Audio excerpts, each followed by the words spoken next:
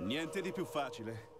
Fraudio Serafino is a Tekken 7 newcomer, meaning he has a very lackluster design. He and every other Tekken 7 newcomer comes with a small move list riddled with stolen moves of legacy characters. That is then bolstered by packing the limited options with tons of beneficial properties, so not to risk them being useless or unplayable. Although clearly the result of high ambition and low budget, Claudio also sports a unique mechanic called Starburst, essentially a meter mechanic without meter, but we'll talk about that more later in the video. For this particular breakdown, we're going to start with a full punishment guide, then get into his character unique mechanic Starburst, moves to watch out for, then we'll wrap it up with a summary of this character's pros and cons and how to apply what we've learned in the next time we come across him. As always, if there's any unique situations Eddy can create in this matchup, I will share them with my fellow Eddy mains in the audience. But I'll be honest, I think I just might have found Eddy's worst possible matchup.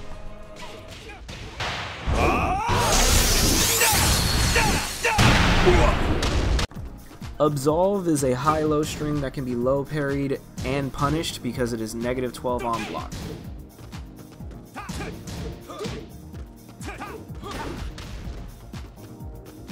Circle of Judgment is a 3-hit string at -13 on block that comes out at 12 frames. If Claudio doesn't finish the string, he is completely safe at -3, then -6. The first 2 hits do natural.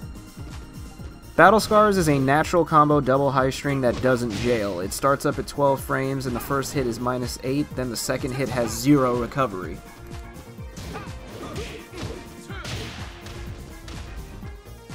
Crimson Delta Burst. God, the anime.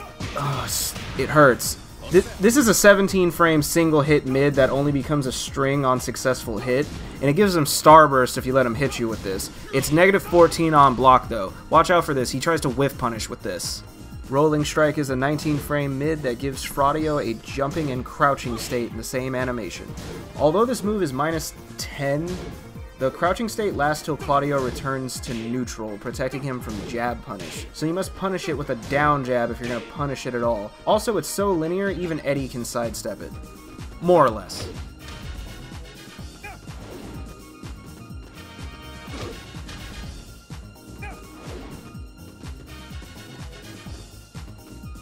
Trinity of Pain is a 12-frame 3-hit string. The first hit is safe, the second hit is -10, and the last hit is -18.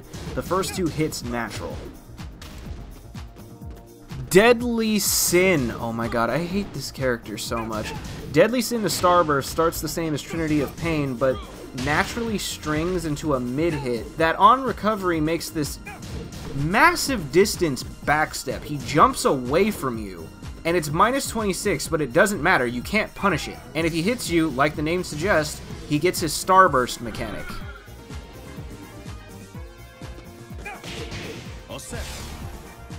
Crossarm Strike is a 16-frame 2-hit mid-string that is -18 on the first hit, -14 on the second hit. If he has Starburst, it's safe. Sky's Arc is Claudio's launcher. It is a 2-hit natural combo at -15.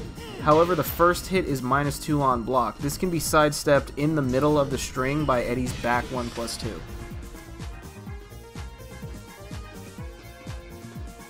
Chaos Fist is a 14-frame mid that is -13 on block.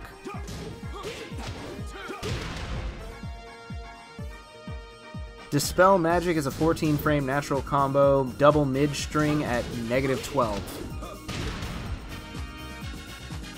Dispel Force starts the same as Dispel Magic. It's even a natural combo like Dispel Magic, but it doesn't jail on block, and it ends high at -5.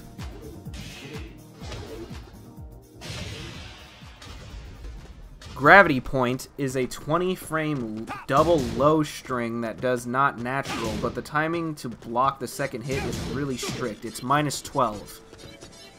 Oh my god, he's even got an Iron Fortress. Superbia is a single hit 13-frame mid at -18. Twin Claws is a special mid-string that doesn't natural. The first hit is -4 on block and the second hit is -13, but Claudio stays crouching for the whole animation. He must be punished with a mid or a low. I don't care if I pronounce it wrong. Acedia is a 24-frame low that leaves Claudio crouching throughout the whole animation. It's -15.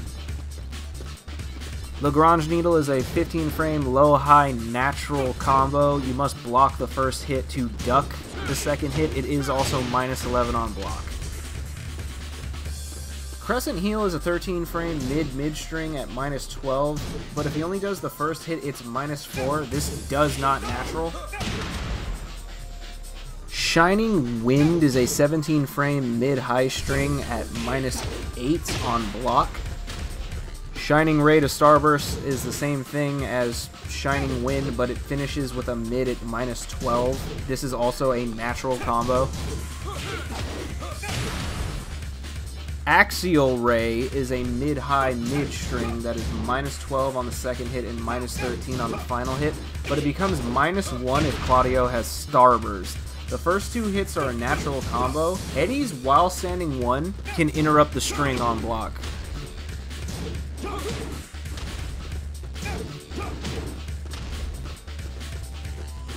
Judgment Claw is Fraudio's mid-power crush at 22 frames of startup and is -13 on recovery.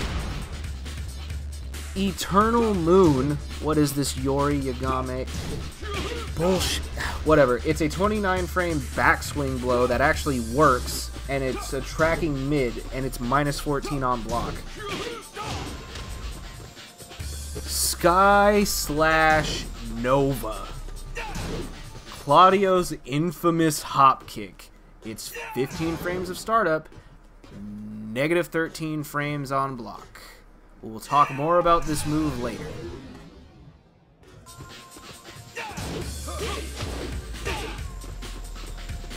Pollux is a jumping double knee strike at 20 frames of startup and is -11 on block.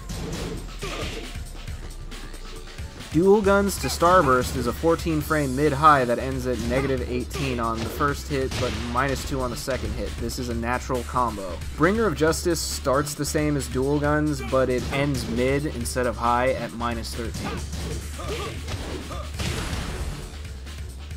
Noble Step is Claudio's 12-frame while standing. It hits mid at -4, then high for -12, and yes, it can be ducked on block, but this is a natural combo. Axino starts the same as Noble Step with the 12-frame while standing, but it hits mid twice instead and is -9. This version can be interrupted by jabs. This is also a natural combo. Claudio's wall-standing launcher is Sylvia. It's a single-hit mid-launcher at 15 frames and is -14 on block. Luxuria is Claudio's only sidestep move, and it's a low at 20 frames, and it's -12 on block.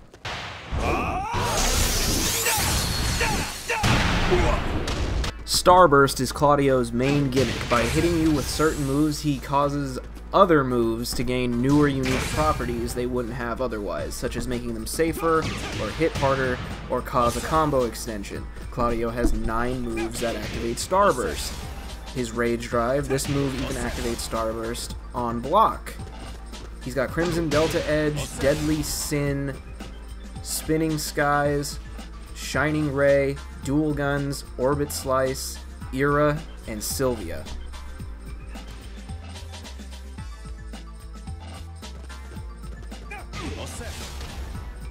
When Claudio holds his blue flame, the following moves become more powerful. Cross Arm Impact. This move becomes safe at -9 and starts a combo.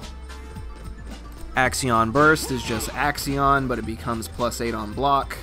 Gravity Zone stays unsafe and stays unnatural, but becomes a full knockdown sweep.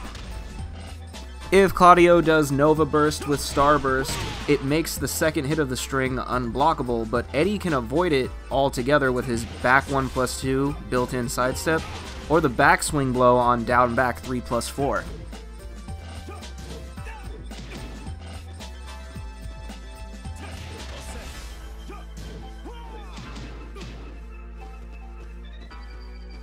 Claudio's Axial Ray becomes Avaritia, with Starburst. It gives the last hit of the string a bound property on hit, bouncing your character into the ground and back up into the air for a combo, and it makes it safe on block at -1. The middle part is still high and still duckable, and thus duck punishable with Eddy. Axino Burst gives more damage and a powerful knockback on hit, and it becomes +8 on block, but you can still jab interrupt it.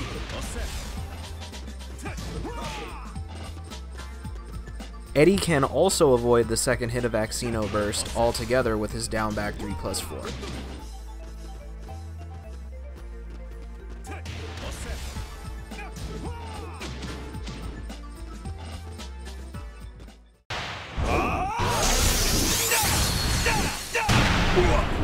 Claudio's jab string of 1-2 is -1 on block and +6 on hit, whilst the legacy character, pre-Tekken 7 character, like Eddy, just for comparison, is -4 on block and +5 on hit. Even though they both lack solid jab extensions, Claudio's raw jab is just outright better than Eddy's. I do so love watching these new characters get so much for so little, then being told by someone who plays a top tier character not to worry about what other characters can do.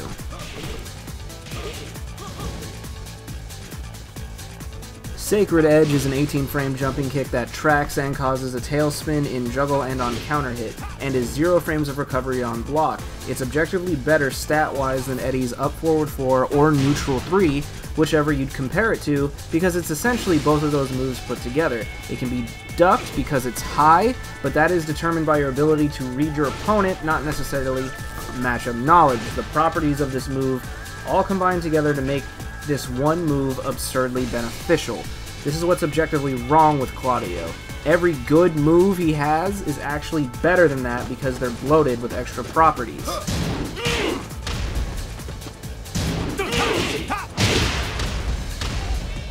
Vanishing Storm is one of Claudio's most annoying pokes due to its tracking, solid range, mid-hitbox, and it's safe. And it's even further complemented by the fact that Claudio recovers away from his opponent. He can bait out whiff punishes with this move.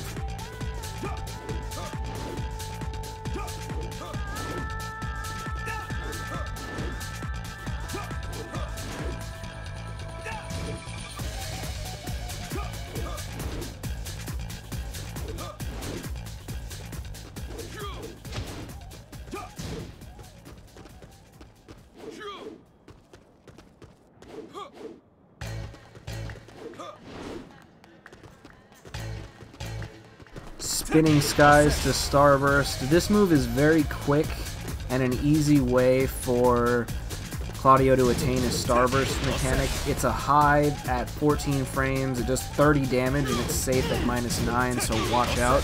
This is not just a punish, this is another poke. This is another just up-close move Claudio can throw out without consequence. Sky Slash Nova is one of the many examples of a Tekken 7 newcomer having a generic being better than it needs to be. It functions as it should, a 15-frame launcher with a jumping state at -13 on block. The problem is he squashes down low and away from his opponent during the startup, causing certain highs and mids to whiff under a similar guise to that of a backswing blow, all with no official crouching state to be found. And then guess what? He recovers further away than he started.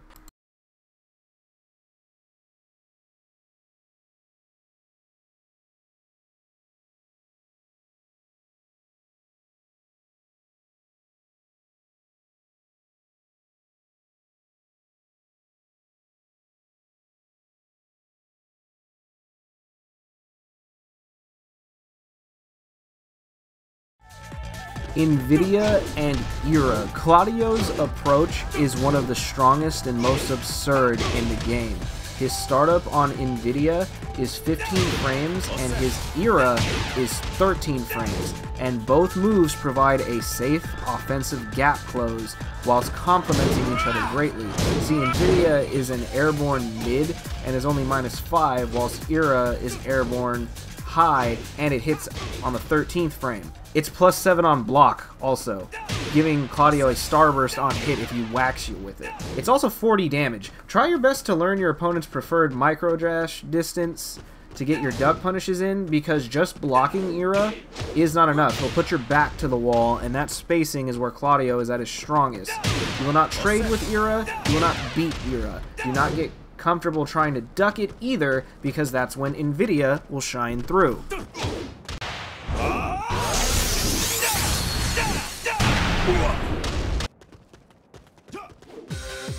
Claudio is a master at poking and exploiting mid to long range with little drawback. He's very strong at mid-range with solid pokes and punishes. Most of his moves will only hit once or twice, but can cause great damage. They also tend to cause knockbacks and knockdowns where other characters would leave their opponents still standing. All in an attempt to pin you to the wall, where Claudio's spacing is at his strongest, with his opponent's back to the wall. At far range, Claudio excels with his amazing approach. Also, for a normal-sized character, he's quite evasive. He squashes and stretches his hurt boxes, allowing him to evade without any help from the crush system. Claudio also has plenty of animations where he recovers away from his opponent, making him quite hard to punish or even whiff punish. Take all this into account, and then also give him his Starburst mechanic. For landing moves, this character is driven to land and don't take much effort. He gets stronger versions and safer versions of other moves, basically stripping this character from any form of risks that need to be taken. Claudio does have his weaknesses though. He has very little low options, one of which has awful range, and to top it off, that same low is his only move out of his sidestep. His mix-up game practically doesn't work unless he's running at the opponent or has his opponent stuck up against the wall. Even though you could argue Claudio's properties more than compensate for it, it's situations like this that make you realize he has such a limited command list. He has a small amount of strings and no follow-up of any kind from his jabs. He also doesn't have a down forward 1, he has to use back 3. Also, achieving high combo damage without Starburst or walls can be a struggle for Claudio. Combo starters are not in this character's favor at all due to the limited on-hit launches in this character's command list.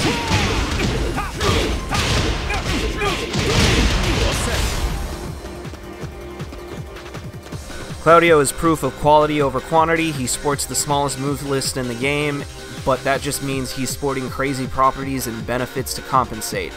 When this character goes in, he goes in with God and no fear, mainly because the most you'll punish him for is like -13. You need to respect the fact that his approach is amazing, and he will steal his turn from you with solid evasion that outclasses Eddy's without question. If you don't have a solid and oppressive offense, you need to be wary of his solid mid-pokes. Although they won't cause combos, they will toss your character around like a ragdoll with built-in knockback and knockdowns. Try to avoid getting your back to the wall against Claudio, because this is where he excels the most. This character won't really open up opportunities for big punishes, but much like Zavina, you have to take every -10, -11, -12 situation into account. As always, some damage is better than no damage. Also, the problem with lacking options is it's easier to identify what options are done when.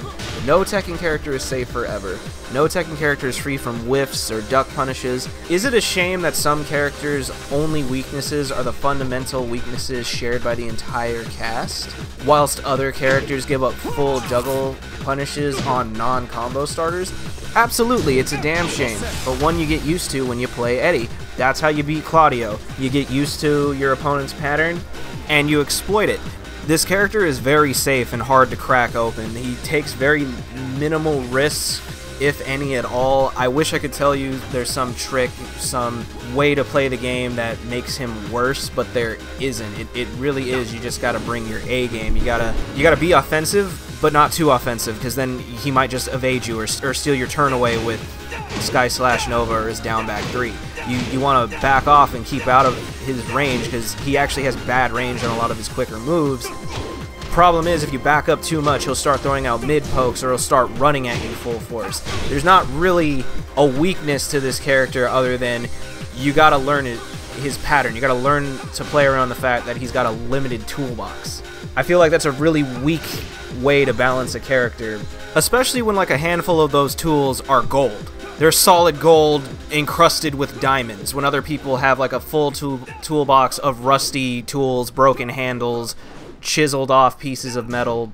But hey, that's where we are right now. That's Tekken 7, baby. I hope you found this video helpful. Even if you just skipped around or just watched the punishment guide portion, thank you for watching. If you have a character you'd like me to do something like this for, please leave a comment below. So far the only request I've gotten is for Ganryu, so don't be shy. And again, thank you for watching.